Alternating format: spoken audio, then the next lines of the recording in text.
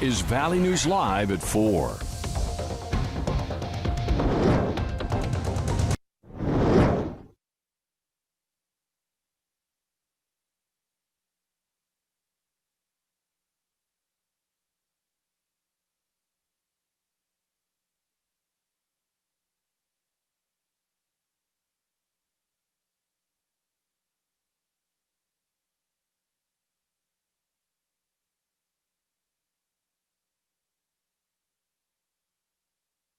A 10-year prison sentence along with a $250,000 fine.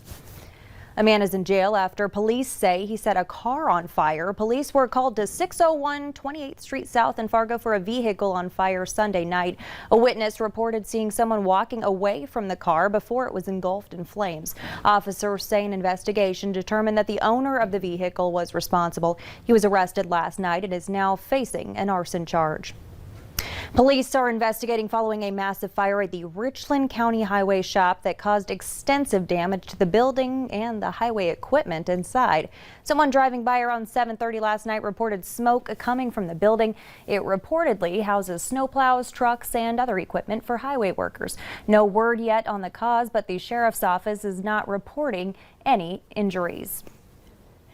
And today's the day Minnesota seniors can start booking appointments at the state's coronavirus vaccine clinics. The two clinics in our area are in Fergus Falls and Thief River Falls.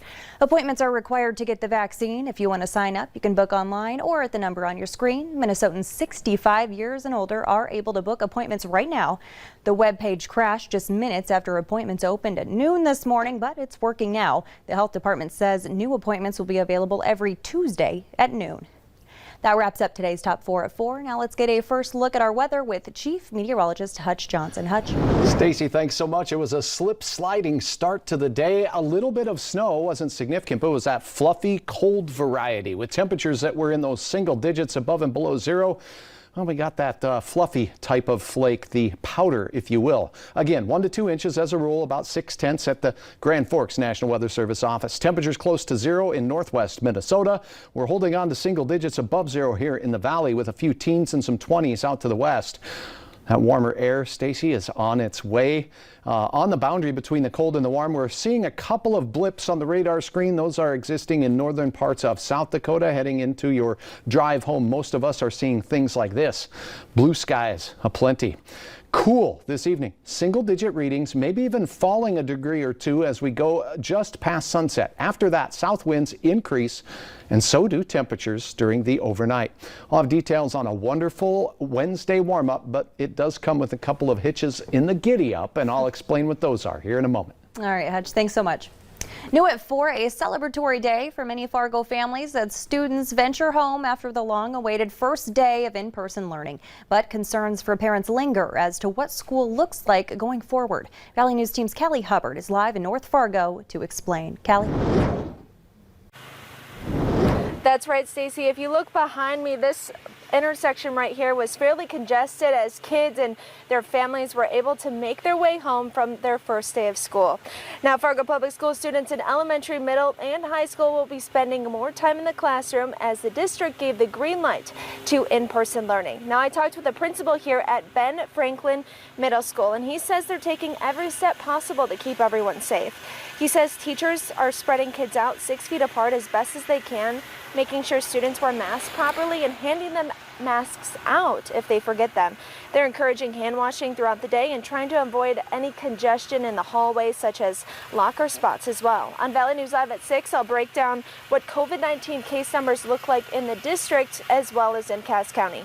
Reporting live in North Fargo, Callie Hubbard, Valley News Live. Thanks so much, Callie. And a new COVID vaccination center will open its doors tomorrow. It'll be in the former Gordman store in Fargo.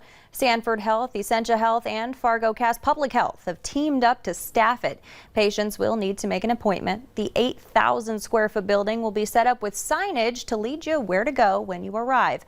As Fargo schools started in-person learning today, Sanford's vice president says he's not worried about spiking cases. Perhaps expect a mild increase in the number of cases.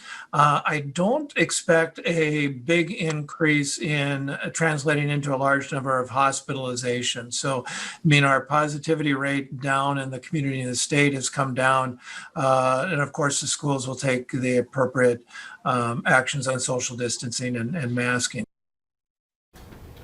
Stanford is anticipating about 1,300 to 1,400 more vaccine doses coming to them soon. As for Stanford staff, 70% have chosen to be vaccinated. It was encouraged but not required. So far in North Dakota, more than 61,000 people have gotten the vaccine. Essentia is spending big bucks for the naming rights to a West Fargo public plaza. The city says Essentia will pay $75,000 each year for the next decade to help put on events at the plaza at the Lights on Cheyenne. Since its opening last summer, the plaza has held concerts, movie nights, and theater performances. It's currently set up with an NHL regulation-sized hockey rink. It's President Trump's final full day in office, and before he leaves the White House, he's expected to issue as many as 100 pardons. Skylar Henry has our story from Washington. President Trump is spending his last full day in office and has been preparing a lengthy list of pardons and commutations. The pardons are a very positive thing for a president. White House sources tell CBS News the president could issue up to 100 of them, including to his former political aide Steve Bannon and personal attorney Rudy Giuliani. The president's allies have warned him against pardoning supporters arrested in connection to the January 6th assault on the Capitol. The mob was fed lies. They were provoked by the president. President Trump is also said to have discussed pardoning himself, but such a move would likely anger senators who are the jurors in his upcoming impeachment trial. If the president is convicted, there will be a vote on barring him from running again. President Trump is leaving Washington for Florida, where his new neighbors are already expressing mixed reactions. There are so many people that are going to come, and they're going to welcome this president home. West Palm Beach, where we are right now, is extremely Democratic. With no plans to attend the inauguration, President Trump will get a farewell send-off at Joint Base Andrews Wednesday morning. A senior administration official tells CBS News neither the president's first campaign manager, Corey Lewandowski, nor Vice President Pence will attend. Skylar Henry, CBS News, Washington. Now, President Trump will have the so-called nuclear football that includes the nuclear codes until noon tomorrow. A separate briefcase will be in Washington ready for President-elect Biden once he's sworn in. Here in North Dakota, Highway Patrol has set up cement barricades outside of the Capitol's doors. They say this is part of the contingency plan they have in case violence breaks out. In a statement, the North Dakota Highway Patrol says we've been closely monitoring information regarding potential demonstrations that could occur. We have plans in place to respond to various situations. As of today, we don't have any information leading us to believe that an incident will occur, and we are ready to respond if circumstances change. A state senator from Jamestown has tested positive for COVID-19. Senator Terry Wanzik says he took a rapid test yesterday and immediately left the Capitol when he found out the results. He says he's been wearing a mask and he doesn't believe he's been in close contact with anyone in the legislature. He'll quarantine at home for the next 10 days. Confirmation hearings are underway for some of President-elect Biden's cabinet picks. We'll have the latest from Washington, D.C. next. And a little morning snowfall added to our monthly and seasonal totals. So far, a pretty quiet year snow-wise, and it looks like a beautiful warm-up is in store. I'll have your hour-by-hour forecast coming up right after this.